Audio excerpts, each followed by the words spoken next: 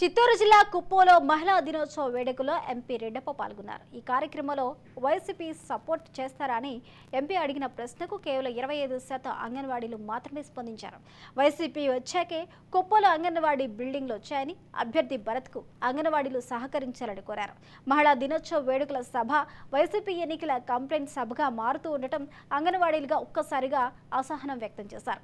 దీంతో MP Reddappa, MLC భరత్లు సభ నుంచి బయటకు వచ్చేశారు. ఎలక్షన్ నోటిఫికేషన్ వచ్చినప్పటికీ ఎలక్షన్ జరిగేంత వరకు కూడా ఆంధ్ర రాష్ట్ర ప్రజలందరూ కుప్పం పైనే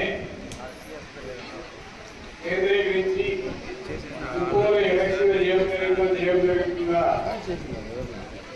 అని ఎదురు చూస్తున్నారు. ఈ సందర్భంగా మిమ్మల్ని ఒకే ఒక చిన్న ప్రశ్న అడిగాను. దయచేసి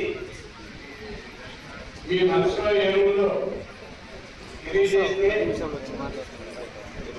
ఇక్కడ ఎమ్మెల్యేగా నిలబడుతున్న భరత్ ఎంపీగా రెండవసారి నిలబడబోతున్న